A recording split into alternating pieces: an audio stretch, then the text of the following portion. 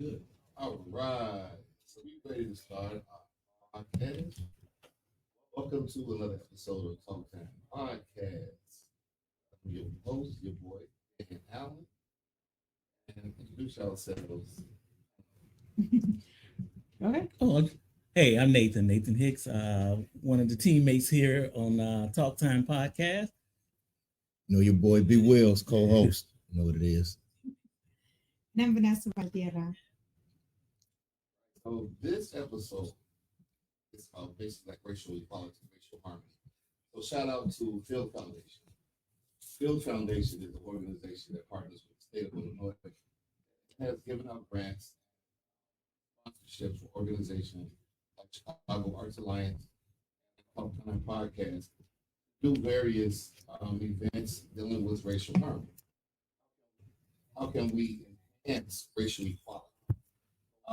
So one of the things that we decided to do today was to have a podcast conversation, racial equality, way that we can make our state of Illinois a better place to live in. You can be next to a person of all cultures, all walks of life, and not look at each other. Loving one. So that's what this podcast is about today. So those that's out there looking at us live, I do want you all to chime in, questions, you know, talk to us, holler at us, engage us. That's what Phil Foundation want me to do, and we're gonna make a great conversation.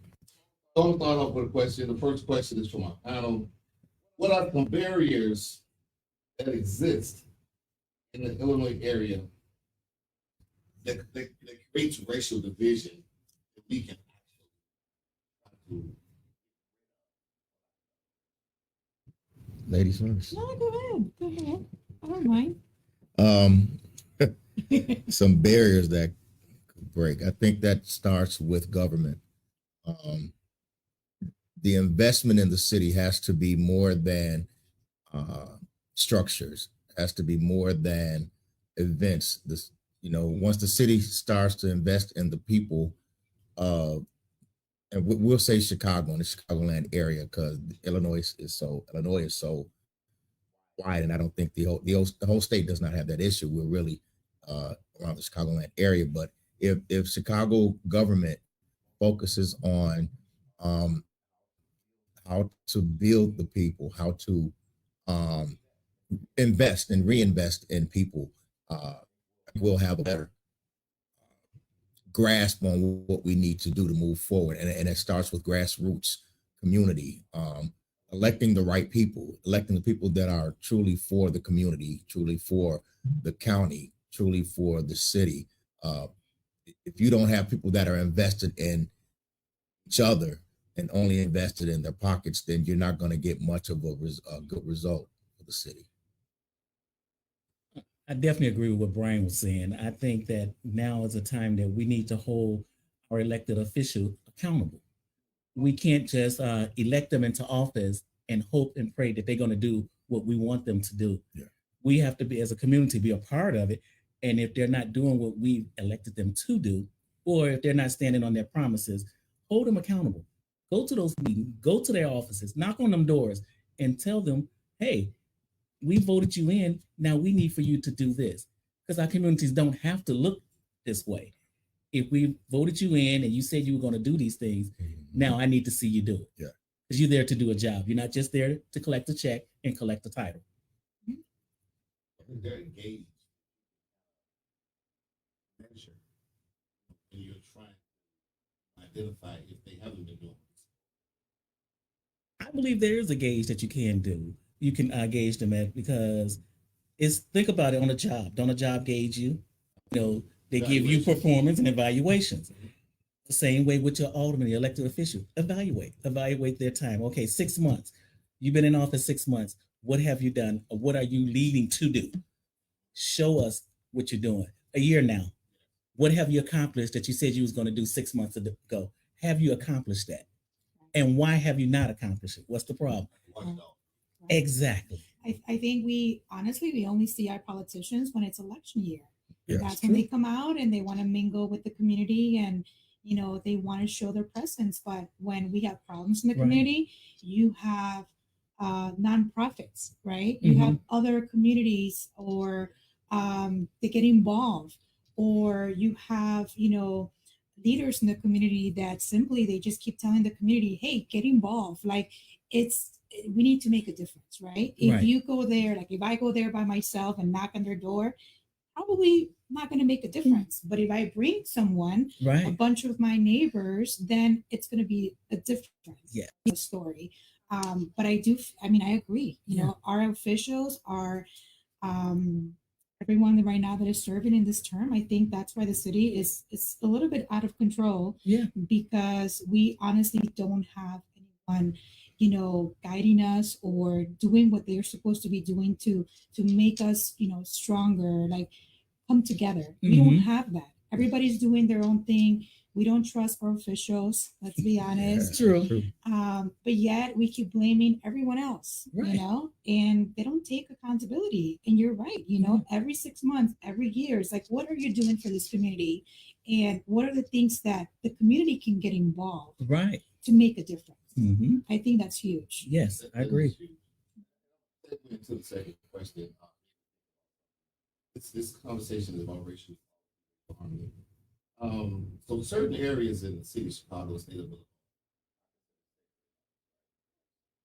So what can we do as citizens to make surrounding areas where it's not as safe? How can we make those areas safe? You got to take accountability. That's house to house. As much as we blame the government, we have to blame ourselves. I agree. You have to do a self-analysis of what your part is in either creating the divide or diminishing the divide. And I think that there's an equal blame there. And it goes with the household. What are you doing house to house to help to create harmony within the community? If you help to create harmony within this community, that's to filter over to the next community, and then it's a domino effect. But I think that there's so many people that are either afraid to speak up, or they're complacent in where they are, or they just really don't care. It is what it is, which is why these officials get elected, because most people don't care. I honestly think too that we lost hope. Yeah. Right? Yeah. We lost hope. We feel that, what's the point? What's the point if nothing's going to happen?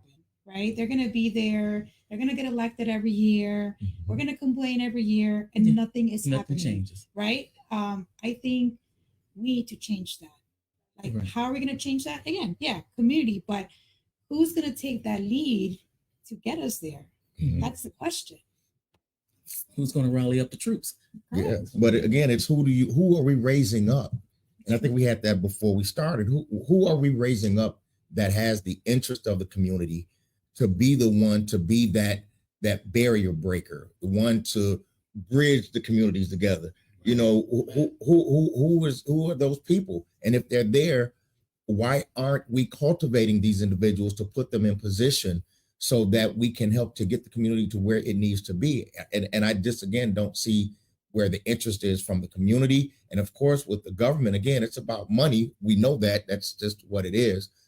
So, it's kind of like, I understand why they feel hopeless, because it's like, nobody cares.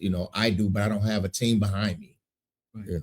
And then a lot of people feel as though, as long as I'm in my own little world and it doesn't affect me, why should I care? Right. So I'm in this area, even though I may be in a bad community or something like that, but if it's not affecting me as a person, then why should I get involved? I'm just going to stay in my own little world and just hope it just passes me by. I think that's selfish. I agree. It really is. It really is. Because even though they may feel it doesn't affect them, but in actuality, it does affect you. Because now you can't leave your little world, which is your little house, because you're scared to go a block or two away because you're afraid of the crime that's out there. But then I want to sit in my little house and not say or do anything, because as long as they don't come in here, I'm safe. I'm good.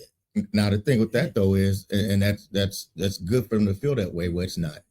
But the reality is a lot of those houses and a lot of those people that feel like that are the ones whose children are out there they're not bringing in the house, but they're taking it to the community. They're taking it to the So community. no, your house is safe, but your people, your family members are not making it safe for the community. So again, I say that it has to start with the house. If the house does not take accountability and there is no respect in the house, and you're letting your kids and your young people do, any and everything they want to do outside of the house, they can be model kids or Around in the house and everything, but they're outside and they're creating hell and havoc. Exactly. But again, it takes a community consists of houses. Mm-hmm. Every house has to do their job. And if there's a house that is lacking, back in the day, if there was a house that was lacking or somebody that needed, all right, hey, we got you. You need this. We're good. It was a village. Yes. This isn't a village. This is just a block with houses. Yeah.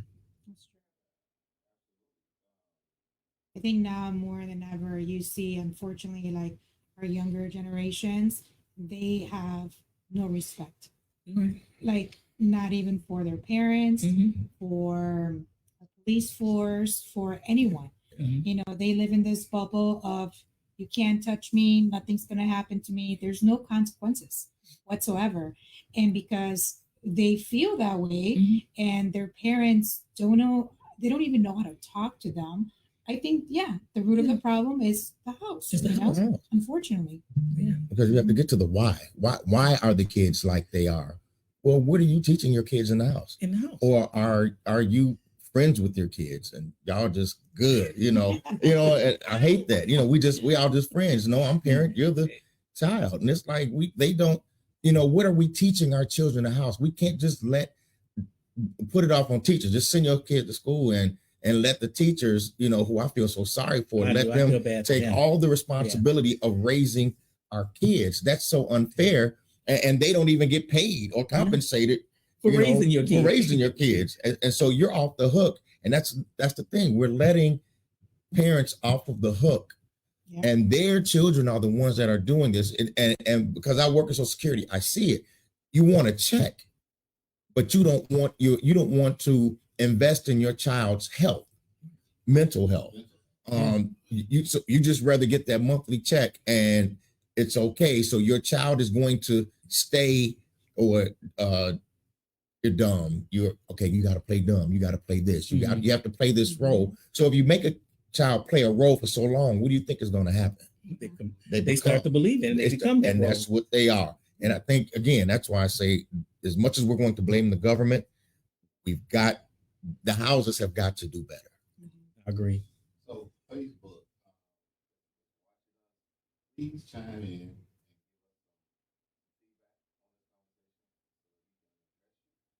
Questions, please holler at us. The panel again.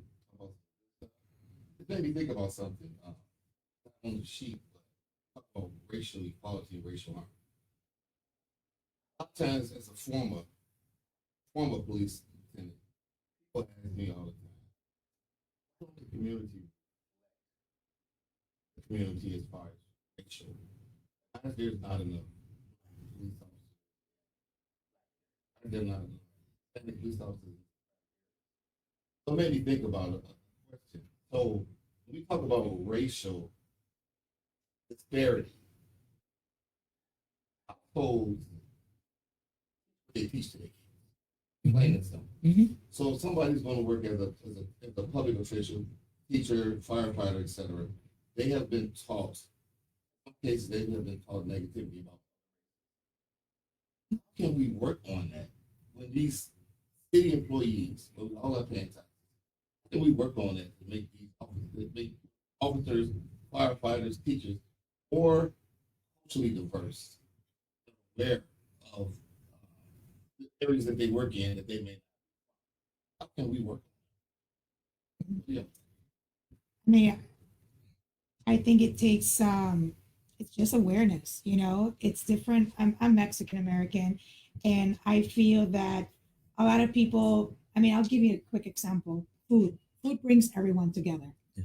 Talk about tacos, everybody loves tacos. Listen, right? That's me. Right. Talk about tequila, that's a different story, right? But I'm saying, you have to take the time to learn about everyone else, I mean, everyone else's culture, right? Not just the language or their food or whatever, but it is different. Like for example, the way I was brought up, I was born in Mexico. I was raised in the States, but my parents had this thing that is, they were like, well, when you're home, you need to only speak to us in Spanish because we don't want you to forget where you come from. Right. And Christmas for us, it's different than Christmas for my friends, right? Because our traditions are different and things like that.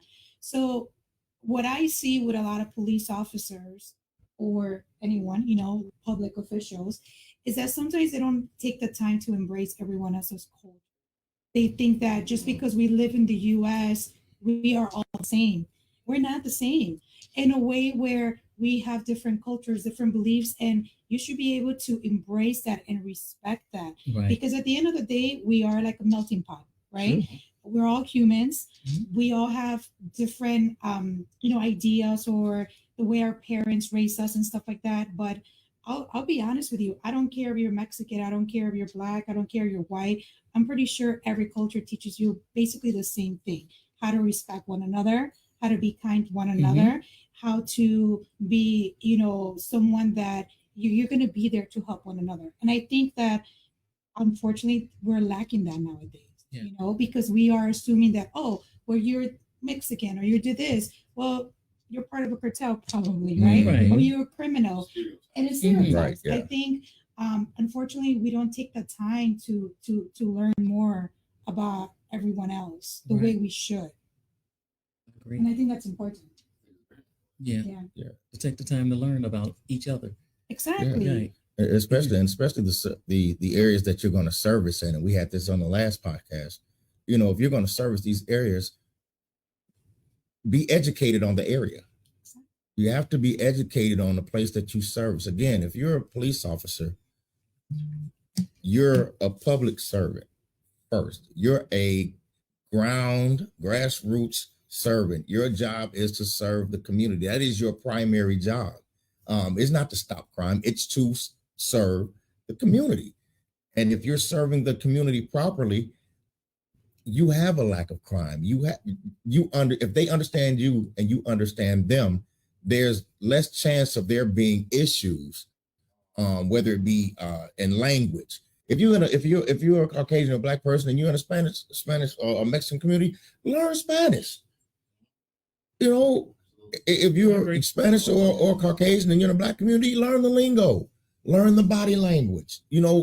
That's part of being this melting pot. You have to learn each other in order to be able to coexist and enjoy coexisting with each other. If you don't take that time to educate yourself, then you just literally just existing. Right. And I think that when you do take the time, there's going to be that mutual respect. Yes. Right. Yeah. But it's not going to be, I only respect you because you're a public official and because that's the way I was brought up, right? You have to respect the cops, but then you see social media and you see everything that's going on. And again, it's all about taking the time to learn from one another and have that mutual respect. And I think that that's what we're lacking of.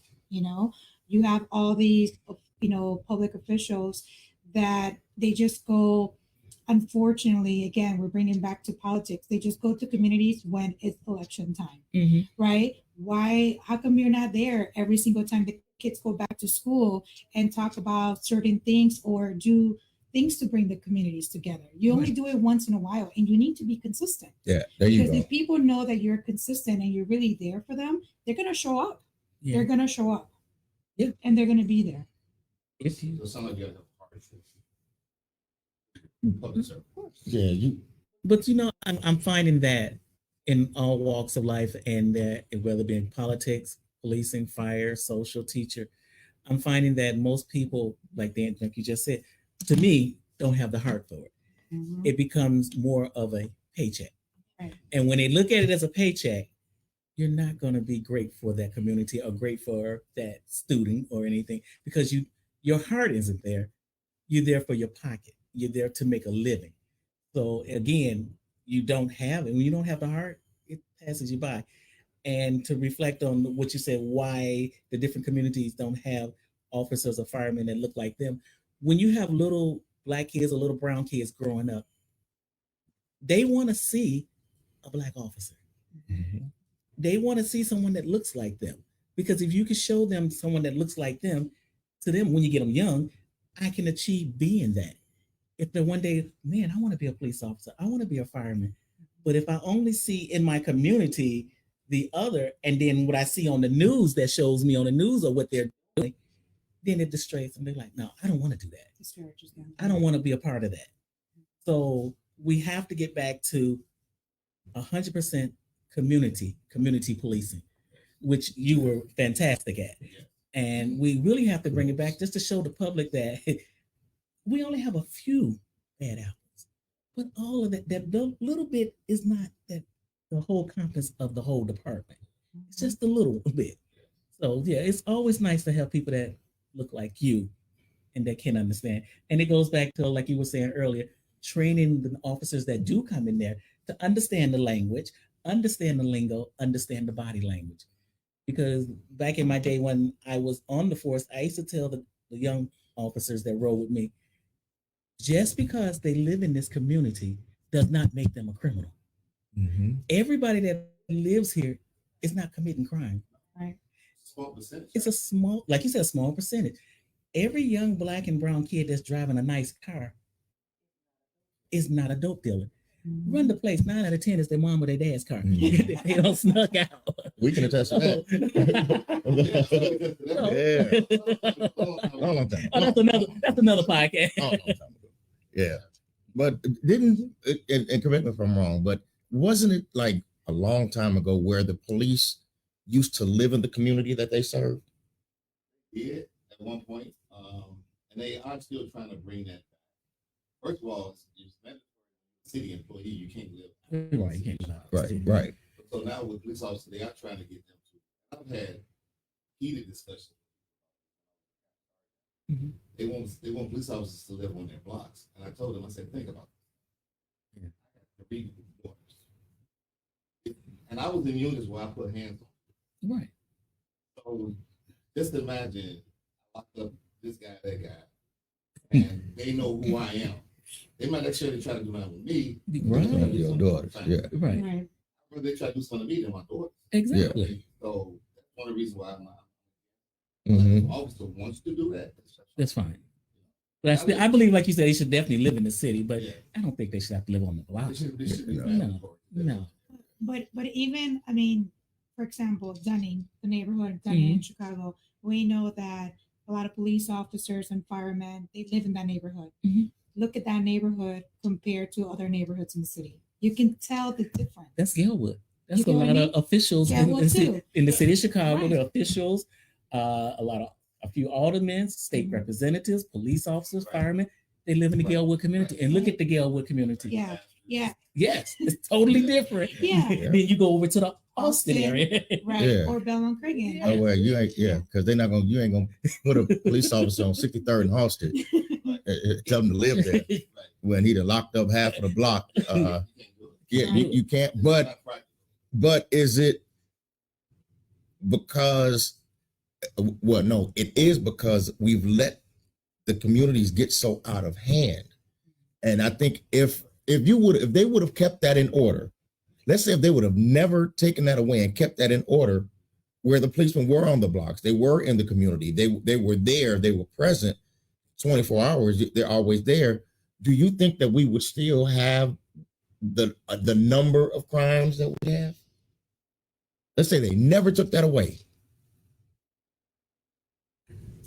It's hard to say. Yeah. Because that's a tough question. I would say probably still, I would say no and yes. Because if the block is saturated by law enforcement officers, that's going to make more people want to work the working class people. Yes. So one of the main issues that occurred in Chicago is that a lot of people who don't own, they just rent. They don't care about their Yes. property. So we got areas that's saturated with and multi-unit buildings opposed to houses with two flats. Mhm. Yeah, that makes a big difference as well. So To bring that, I'm sorry, I didn't mean to cut you off. Go No, go ahead. ahead. Oh, what you just said about renting on our block, and like I said, I'm in the Galewood area. On our block, we have renters that came in because they rent out a house, and the house had gotten infatuated. We had not seen rats in our neighborhood, and that's the honest to God truth. When they moved in a year ago, they trash. They in the garages that's full of trash. They working on cars in the alley and all time of the night. So what our block did, we went to the landlord and we said, if you don't get those tenants right, we're going to petition that they got to go because they're bringing down our property value. Correct. And they did. And guess what? Last week they moved. Yeah. It's like, no, come on now. Yeah. So I live in Galewood, but in the side where there's nothing but two flats. I live in a two flat myself. And it's true. You know, it's all about the community and the neighbors. We had the same situation where they were parking, you know, in the alleys. Yeah. Like if it was their own private little parking lot. And when it was time for me to get out to go to work, I was like, okay, I'm whose car does this belong to? Like, let's play the waiting game, right? But I agree. We talked to the neighbors. Yeah. We said, you know, I'm a realtor, so it was easy for me to find out like who the landlord was. And we were able to contact them. And yes, we went to the police station. We did a lot of things because not only were they taking over our alley, but they were throwing constant parties. It was just getting out of control. Right. But I agree. You know, landlords, you know, you need to take responsibility. Yeah. If you are an investor, don't expect that, hey, the property is going to take care for itself. Like, you got to be there. And if they're not there, and if you live there, start complaining. Start complaining. Talk to your neighbors. Yeah, I mean, come together as a group. Come together as a group, because a lot of people are like, well, I don't care. It doesn't affect me, or I'm going to mind my own business. Yeah, but you also got to, you know, make sure that you come home and you're going to enjoy your home. Exactly. You get what I mean? And you want to be able to go down the alley and get to your garage. Yeah. For me, it was just like, oh, here we go again, you know. But at least in my community or my block, because again, Galewood is very different from Austin or Belmont Caribbean, right? Galewood is like, it's like, we get it. Yeah. It's like, hey, we have a problem. What can we do to help one another? Yes. We get it. And that's the big difference. Because I go to my dad's neighborhood, your neighborhood, and no, we don't get it. Not your own business. You know, that's about attitude. Like, who are you to tell me what to do? Right. So it's different, you know. So I think that our community, Galewood, has done such a fabulous job. Yes. Just by being there for one another, being there, like we were talking about it earlier with our seniors. We have so many seniors that, without thinking about it, it's like, hey, we know so and so, we're going to be here for you. So going back to it, it's all about community. Yes. And it's all about getting to know your neighbors. Yeah. Because we also talk about this in the suburbs. It's different. Very different. You move in, and if your neighbor comes with a basket full of wine or cookies, you're gonna take that basket. Yeah. Some of them ain't caring. That turned out to be bad. So I ain't doing suburb law. I understand. In the city, it'd be like, what is this? Right. It's put it here. Yeah. It's laced. But and then I think you have to look at and take it in context, even in neighborhoods, you know, with your neighbor. Just because we have to stop the stereotype that is because this person is this color, that this is why they are. Right. That's true. Bad people are bad people, Yes, regardless they of the color and the culture and religion or wherever they come from. Bad people are bad people. And I think if we just look at it as that, instead of, you know, generalizing that, okay, I had this bad neighbor that was, I don't know, Ukrainian. So all Ukrainians that come in this neighborhood are going to be just like that. So we're going to side-eye them and look at them. Everybody that comes in that's Mexican, okay, they're going to be this and they're going to be this. Everybody that's black.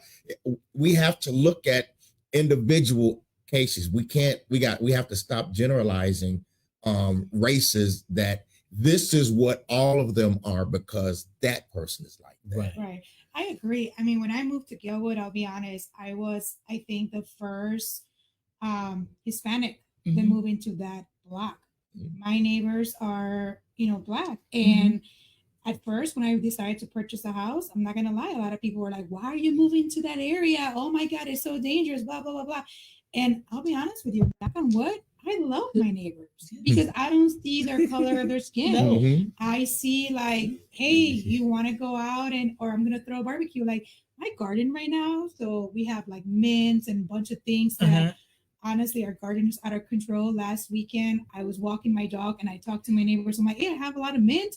If you like making mojitos, like I can just cut it from the root so you can put it in your garden. Like I'm that type of neighbor, and I talk to them.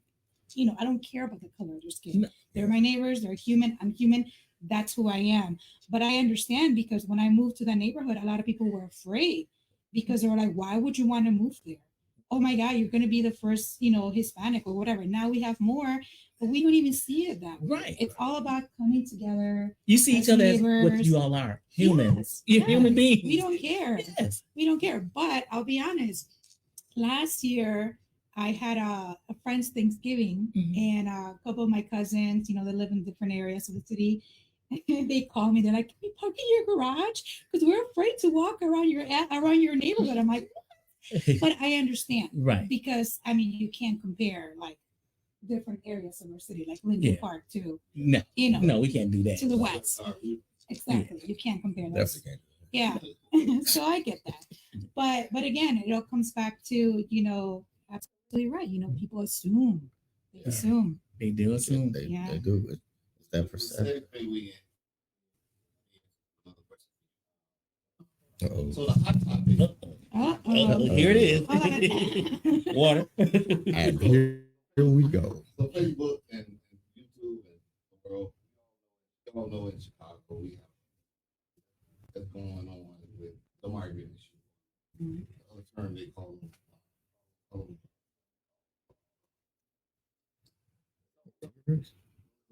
Insolence, No, but it's another term they use. refugees, migrants. But so there's a lot of controversy with the whole migrant asylum seekers. That's it. Asylum seekers. Yes. Yeah, that. So there's a lot of controversy with. So, but that's the reason we wanted her on the show is because she's Mexican. Girl on my right hand. She's done a lot with me. We've done community stuff together. We got a lot of things that we're gonna do. So she shared with me her thoughts and beliefs about the asylum seekers coming to Chicago, even $75 million from City Hall, which some people are really outraged. But their experience coming over to the U.S. is different than her experience coming to the U.S. So can you explain your experience coming to the U.S.? Right. So I came here when I was 8 years old. My dad came here on a visa, and my mom brought us here illegally. We crossed the border. So it was my mom and my siblings, and my dad was already here. And one of the things that I mentioned to you is that our story, comparing to what's going on right now with this recent immigration, is different because they're here. They pretty much get a paycheck every month. They get housing. They get food. Um, they get a work permit. If they want to, they can go to work. They can start working and contributing, but their mentality is no, we're just going to be here and the government's going to take care of us. Right? They're not really trying to make a difference. Like my childhood memories were honestly mom and dad working two jobs. They would barely see one another. I'm the oldest of three, so I was taking care of my sister and my brother. And let me tell you, that was an experience because, I didn't speak the language. I went to school like from sixth grade to maybe my sophomore year in high school, bilingual classes. And, hence my accent. I still have an accent. But, so it was really rough for me because, like being 8 years old and coming to a different country, not knowing the language, it was tough, but then also not having mom and dad at home together. It's like my childhood memories were like mom, dad working, my auntie or my uncle will cook for us, they will take care of us. Community came together. It took a little village to raise us, my uncles and my aunts, but my parents were always working and we never received money for food stamps or we didn't get any help from the government whatsoever, but we made it happen. Right. I went to school. I have several degrees. I put myself through school, full ride scholarships.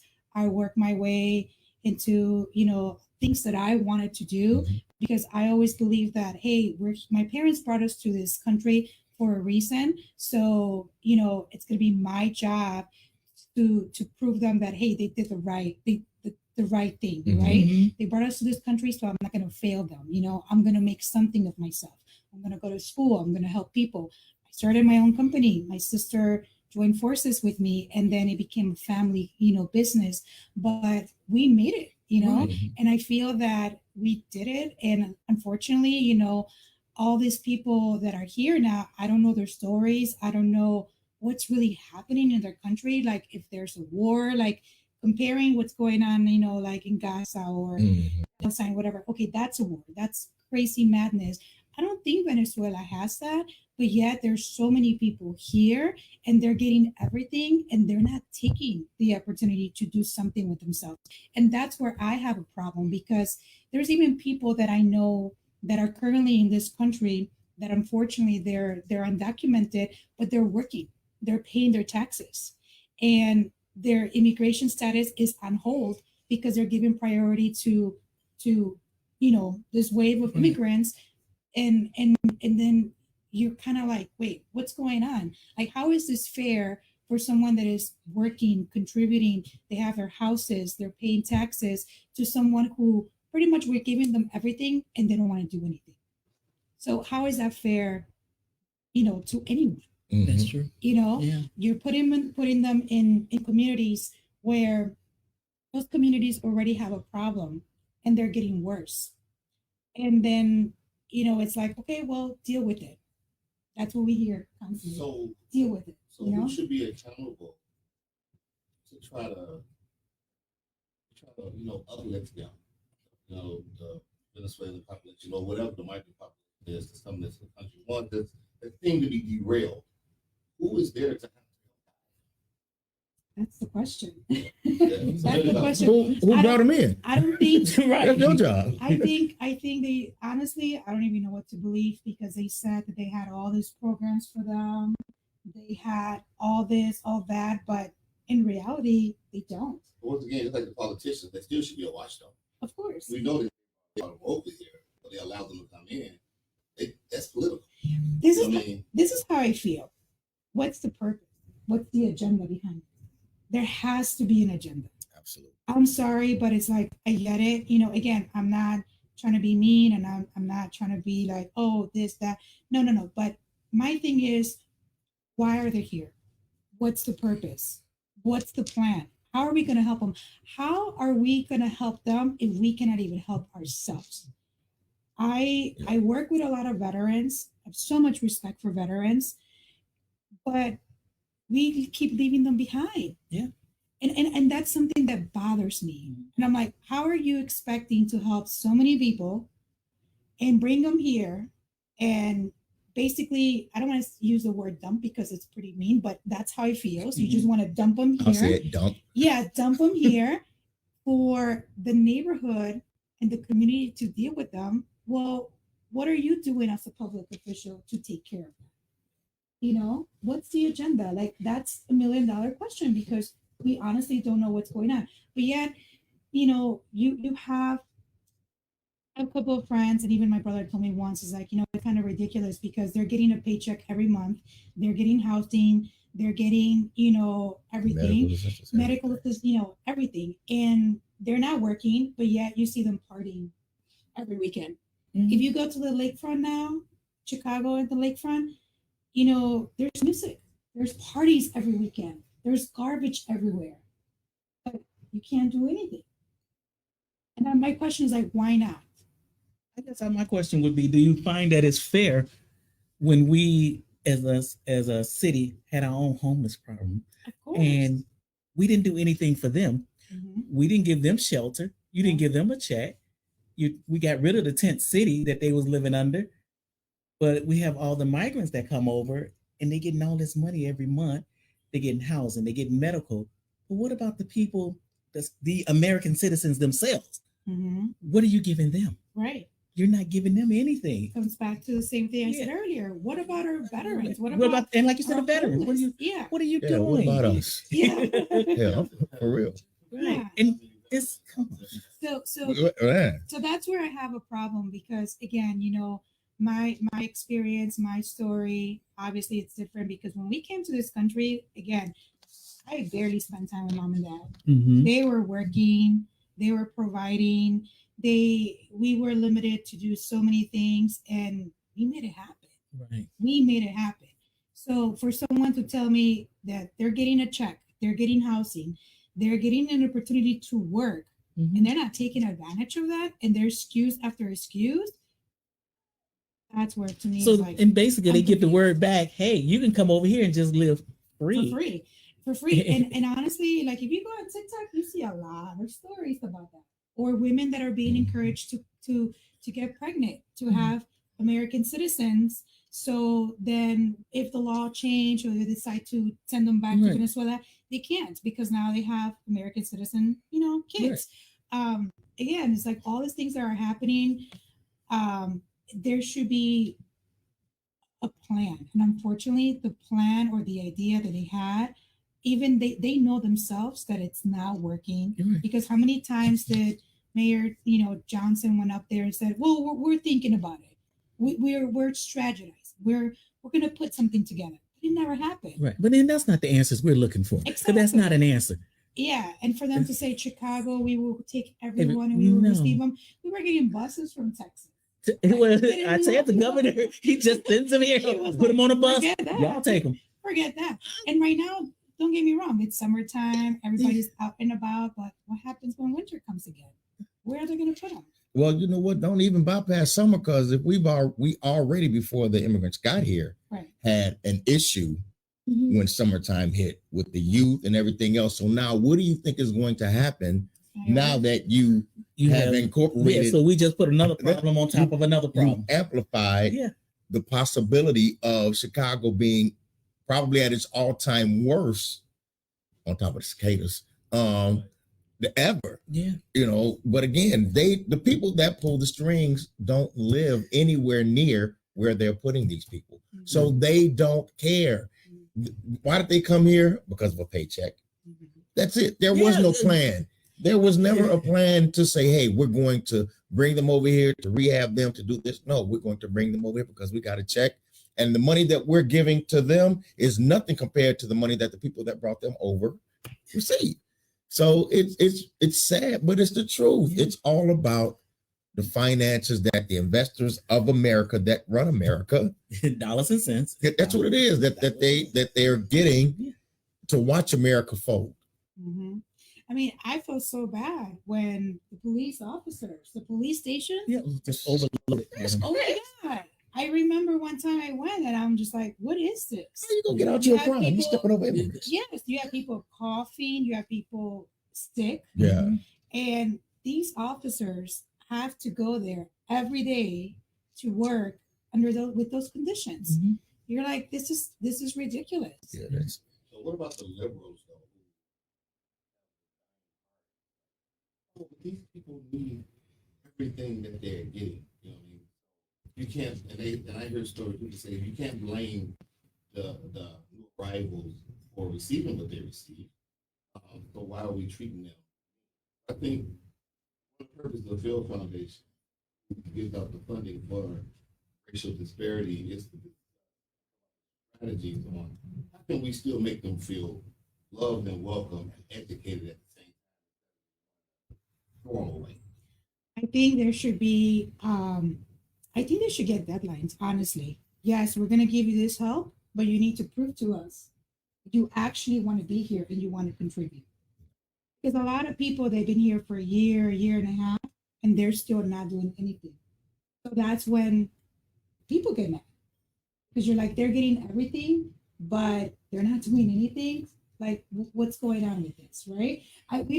It's not like we're trying to be mean to them, but again, we've been having so many problems with this country, with our city for such a long time that now this is a new problem. And this is like a problem on top of another problem. Right. And it's pretty frustrating. I think we're very frustrated. That's the thing. And it's a new old problem, what it is, because look how let's be honest, look how you treat people on welfare anyway. Sure. Before the immigrants came here, just look how you treated people. All you do is sit on your tail and you collect a check and you keep having children, you collect check after check.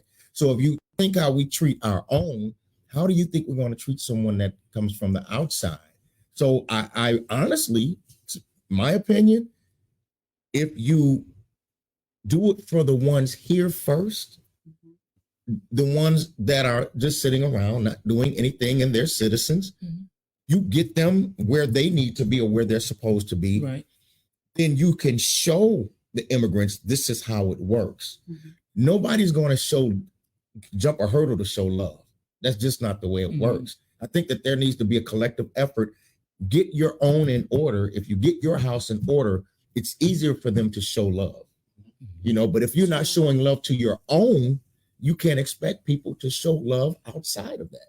It's true. So I was agreeing with him, with Brian, because I was thinking as you were saying that you can't have a liberal heart for the migrants, but you don't have a liberal heart for the ones that's already here.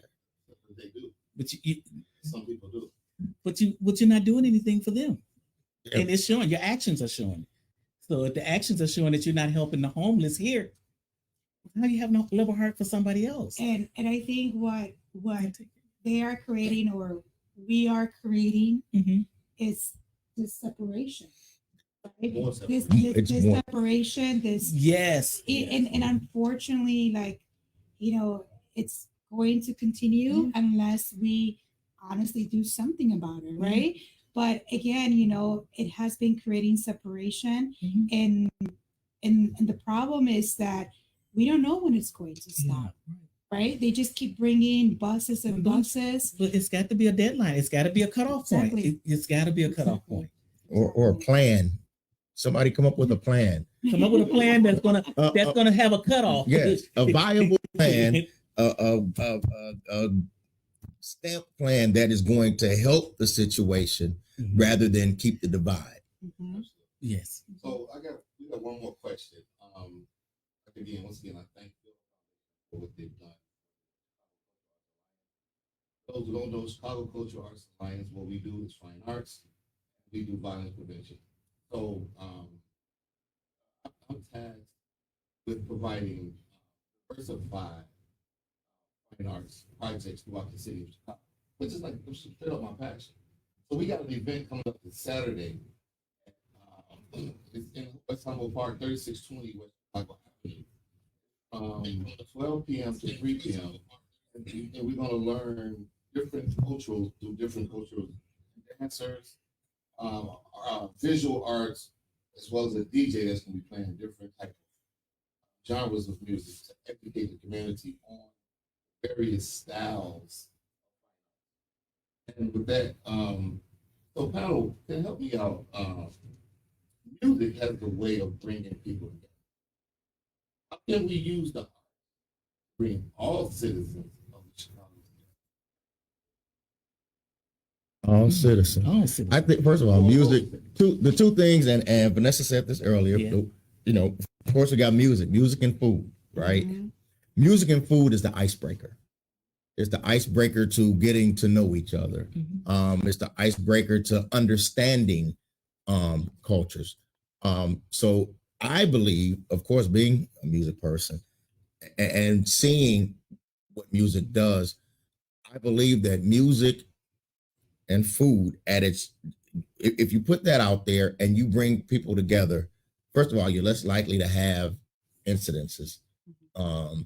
Once they get to eating, laughing, talking, even if there's a language barrier, there's still a common denominator in music, and of course food. I'm going to always bring up food, but I think that something like this, again, it's an icebreaker, and once we get to the icebreakers, maybe that's when we can start building solutions, because we're having conversations now, which is where everything starts, with the conversation.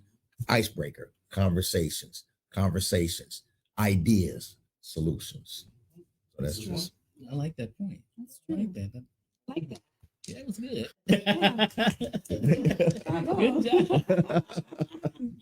Hey.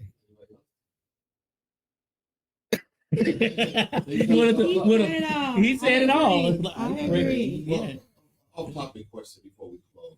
Racism in Chicago. slash Illinois versus other cities in, how do y'all feel we fare? No difference. I think we are one of the most segregated cities in the union. We are one of the most segregated cities. We have all these pockets of little communities, and I'm not talking about like Gilwas, things like that. I'm talking about we have the Polish here, we have the Irish here, we have the Hispanics here, we have the Blacks here. We don't have a commingle of all of us together. We have little pockets of all of us together, but as a city, we don't have it all. Even in our libraries in the city, if I want to get a book on an African American author, I can go over to that area in the library, and guess what? A bunch of, instead of being commingled all together, it's separated. So that's the reason why I say we're one of the most segregated cities in the union, in my opinion. Oh, that's right. That's been on our bus. I Yeah. worked all over the city. Yes. Yes. Yeah. And I feel like our neighborhoods have so many changes. Like, look at Pilsen now. Mm-hmm. Pilsen used to be a lot of Mexicans. Now we have 1 point something, $2 million homes. Right. You know, people that live there generations and generations, they no longer They could no longer there. afford living in that community, so they moved. Right. Same thing happened to Wicker Park. Same thing Yes. happened to Bucktown.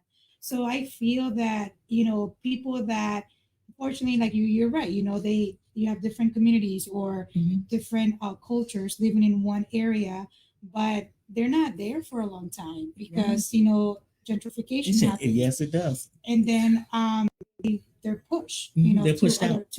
to other places. Mhm. So unfortunately, yeah, our city, instead of, I feel like it's so divided. Yes. It's divided. And it's And our neighborhoods within the city as well. Yeah. It's divided. You talk to someone in Lincoln Park, let me tell you, that conversation is going to be different. Mhm. Someone from Austin, Totally different. totally different, totally different. well, you're looking at forced gentrification rather than gradual Correct. gentrification. Because it was forced, that's why you have such pushback. Mhm. When you used to go to Goose Island, you used to look across the street, you see Cabrini Green. Now you go to Goose Island, you see somebody walking a poodle. In $1 million In a $1 condo. million condo. It's like, Yeah. you know, but it wasn't something that was a gradual change. No. It was something that was forced on the communities. All right, we're going to tear this down, not replace them. No. You know, we're going to build $1 million houses here. So what does that do to the low income people? Where do they go? The same thing that happened with the Robert Taylors. Yes. Mhm. You know, what happens when you tear down these communities? So when you ask why Chicago, you know, where does Chicago sit as far as, you know, that type of place, it is one of the worst because most of the things that were done to Chicagoans were forced. Mhm. It wasn't something that was agreed upon. The Right. community said, hey, you know what would be good for us? Mhm. Hey, let's take down these and make smaller villages. It wasn't that conversation. It was like, we're tearing this down and y'all got to move here, move over there. So now the other communities are bothered. And now you got your poodles and little armed dogs, little rat dogs. Yeah. So You can tell when the neighborhood's going to change when they put Starbucks oh Of yeah. course. in the community Oh, yeah. or Whole Foods, something like that. It's changing. It's gonna change. Yeah. It's gonna change. You know, but again, you know, it unfortunately our city doesn't feel like we're together. You know, and you definitely have different conversations. Like my boyfriend, he grew up in the south side of Chicago. Mhm. I grew up in the north side, and trust me, our conversations are different Totally when we different. talk about our childhood, when we talk about our experience. And he grew up with a lot of Mexicans. Mhm. His friends were Mexicans. And that's why his parents were not surprised that he ended up dating and staying there because he's Caucasian. But again, one of the things that, you know, we talk about, and he told me, he was like, I didn't care about if my friends were brown or Mexicans, whatever. I Right. didn't care about, it's awesome. Every Sunday I'm gonna go to my friend's house and their mom's gonna cook pozole or food. You know, food brought us together. The common thing that The brought it common together. Oh, things, I right? just got hungry. Yeah, oh, trust me, we're eating. That's what I was saying. But anyway, that's what I'm saying. Or even in our neighborhood, I mean, a couple of times I think my parents would throw barbecues and hey, you want a taco? That's how we got to know them. Right. Because we didn't know anyone when we moved to that community, Okay. in Belmont Cragen. But food brought us together, Mhm. So again, unfortunately, our city, I agree with you, it's divided. Yes. Very divided. And if And you it's look sad. at New York, you look at LA, you look at Boston, you look at these different major cities. Do they have their issues? Yes. But Chicago is a rooted, divided city. And intentional. Intentional. Yes, intentional. Yeah. It wasn't by happenstance. So this has been a great conversation on Talk Time.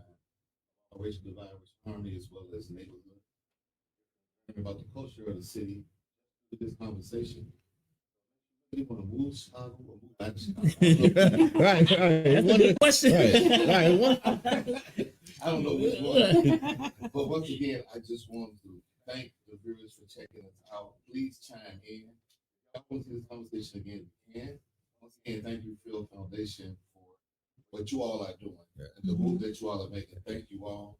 We understand your heart. I understand your heart. Thank you for Arts Alliance. All right, so we can do what we're doing. Like again, Saturday, 12 p.m. to 3 p.m., 3620 West Chicago Avenue. Yeah. We're going to have a fine arts project that's going to be culturally diverse. So please come through. Look forward to Chicago Arts Alliance doing more music shows. Now that I'm retired, there's a lot more music projects out of me now. So I'm ready. I'm ready. You're going to see some projects out of my daughter, Ada Allen, out there because she said she's ready. So we're going to do some great stuff. I just want my panelists to close out with a minute. He's first. Go ahead. Nate Comes back over to me. Let's bring it back. Age before beauty. This has been a very great conversation. It was good to talk about what's going on in today's event in the city of Chicago. We had an opportunity to talk about the migrants, an opportunity to talk about the neighborhoods, the different police departments, and just bringing the community together. And I hope that we were able to shed some light on just our little opinions on what the city may need and what the city may need to do about its issues. So I'm looking forward to just coming back together and we're talking more about these things. And I think these things are very important. So looking forward to let's do it again, guys. Yeah, absolutely. This is an ongoing. This should be a consistent conversation because again, conversation is what builds ideas and what builds solutions. And I think right now we're at the grassroots, even just with this right now. We're having the conversations. We're coming up with the ideas. We already know what the problems are. So I think we're, the next step is, to come up with solutions. But in order to do that, the people that are in charge, we need them to come down, to come listen, come on, Talk Time Shot. You're always welcome. Let's have a conversation so that again, because we want to see the communities bridge together. We want to see our people feel safe. We want to see our people enjoying where they live, and not just enjoying where they live, being okay to go to other communities and enjoy that culture, that experience. So, it starts here with the conversation. So thank you guys. Yeah, that's true. And I hope you guys take what I'm taking too from being here. It's all about community. Yeah. It's all about, it takes a village to raise a kid, takes a village, takes a community to get everyone on board and make a difference. Yeah. I feel like sometimes we're so selfish because unless it happens to us directly, then that's when we want to see a change. And we shouldn't wait until that happens. I think that we need to, COVID was the perfect example, how everybody was in their own little world. And then slowly now we're coming back together. And I think we need to we still have a long way to go. I think we need to honestly get back and then just, get involved with our community, get involved with our public officials and demand change. Demand change. I think we have the right, and that's the beauty about being in this country. Like I mentioned, I was not born in this country. I was born in Mexico, but that's one of the biggest things and biggest blessings about being in this country, that we have the right to vote. We have the right to demand things. And let's not lose sight of that, because I think a lot of people lost faith and they lost sight of that. Mhm. And we just need to for them to wake up. Yeah. Come on, wake Come on- up. come on back. And come on back. So guys, thank you again. I gotta give it up to our producer, Jordan, Crew Academy. mastermind. Yeah, he's the mastermind behind going live on TalkTime. So we are going to do a lot more of live streaming, going out to different festivals, going to different sports events, and all types of events, churches, etc. And just do go live like we're doing now. Want to be on TalkTime? Yep.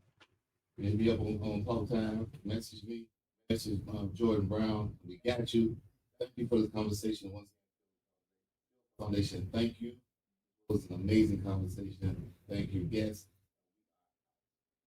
Peace. Peace.